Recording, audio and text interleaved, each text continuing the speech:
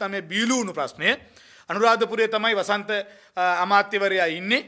ඒ නිසා වසන්ත සමරසිංහ වසන්ත අමාත්‍යවරයාට අපි බොහොම පැහැදිලිව මතක් කරනවා ඔබතුමාට ලේසි බීලූණු ඉන්දියාවෙන් ගේන එක, හාල් ටික පිටරටින් ගේන එක ඔබතුමාට එක පෑන් පහරින් කරන්න පුළුවන් දේවල් කිව්වනේ මේ එක පෑන් පාරෙන් කරන්න පුළුවන් දේවල් කියලා. ඒ නිසා අද එක පෑන් පාරෙන් ඒ කාර්යය ඔබතුමා කරගෙන යනවා. මම ඔබතුමාට විශේෂයෙන් මතක් කරනවා අනුරාධපුර දිස්ත්‍රික්කයේ අහිංසක ජනතාවගේ ඡන්දය අරගෙන ඇවිල්ලා වැඩ කටයුතු කරන අමාත්‍යවරයෙක් විදියට යන්න ගලෙන් බිඳුණු වැවට, දුටු වැවට, මැදවච්චියට, විලච්චියට, හොරෝපතානට මේ කියන පැතිවලට ගිහිල්ලා බලන්නද බීලූණු ගොවියා දැඩි අසරණතාවයට පත් වෙලා ඉන්නවා.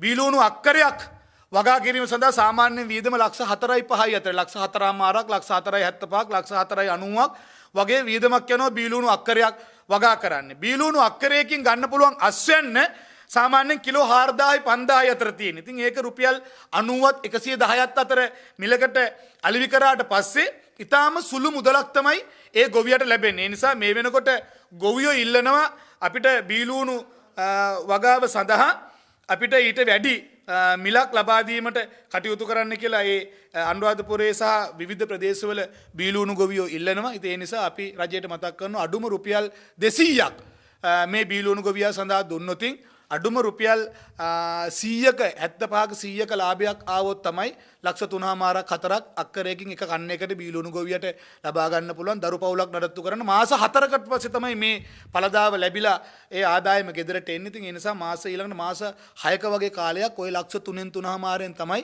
දරුවෝ 3-4 දෙනා ඉන්න අනුරාධපුර දිස්ත්‍රික්කයේ වගේම දඹුල්ල වගේ ප්‍රදේශවල, පොළොන්නරුව වගේ ප්‍රදේශවල බීලූණු ගොවිය බොහොම අමාරුවෙන් ජීවත් වෙන්නේ. බීලූණු ගොවියෝ රජසැප විඳින්නේ නැහැ.